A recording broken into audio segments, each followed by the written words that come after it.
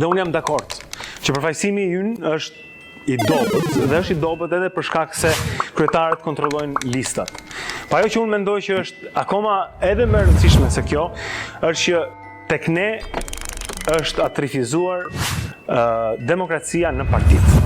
Partitë nuk funksionojnë më si forume, partitë duhet të ishin si korridore të hapura, ku secili prej nesh të mund të jepte një kontribut pa u njollosur, pa u damkosur, pa u etiketuar. Mbaj mend që kur isha në Amerikë në njërin nga fushatat unë mora pjesë si vullnetar, ishte për John McCain. John McCain nuk u zgjodh kandidati republikan për zgjedhjet, u zgjodh George W. Bush. Por unë isha me McCain.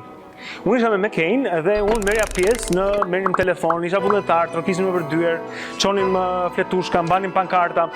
Dhe kjo përvoja me kontributin në fushat McCain, mbaroi aty kur mbarojnë fushata. Dhe pastaj erdhën zgjedhjet e tjera. Dhe në zgjedhjet e tjera mua më pëlqente Hillary Clinton. Mund të përfshihesh edhe në këtë, nuk pata mundësi, po ti mund të përfshihesh me një fushat tjetër, me një kandidat tjetër, dhe ti nuk vuaje atë damkën që ti ke qenë me McCain. Ti ke qenë me McCain, Ratalina u bëre tash me këtë.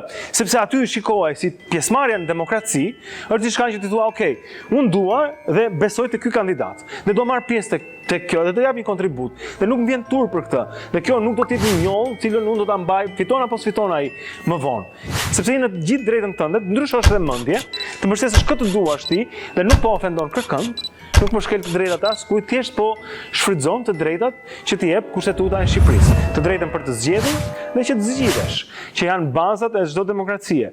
Gjithë kjo ngrehina e opinionit publik, e të mbajturit të një besnikërie, po themi, ai është i Berishës, ky është i Ramës, ai është i Fatosnanës, e kujtun se çfarë, mendoj që janë mbula cilat e pengojnë demokracinë, dhe pengojnë dhe pjesëmarrjen.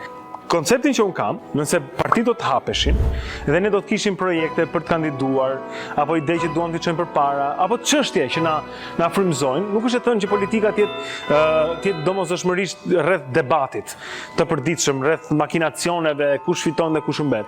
Politika dhe pjesëmarrja në politikë mund të jetë rreth një kauze. Ti e përdor politikën për të përmirësuar shoqërinë. Politika nuk është atje për të bërë debat, bosh, shtet, për të akuzuar e për të drejtuar gishtin. Politika është atje për të ndryshuar gjërat për mirë. Edhe është thjesht një sens praktik i të bërit gjërave të mundshme që janë në fakt veç e veç pasaj të pamundshme. Mund ta keni dëgjuar atë postulantin që jepet për politikën, është arti i të pamundurës, por gjithmonë për të përmirësuar gjërat në atë që është e përbashkëta jonë.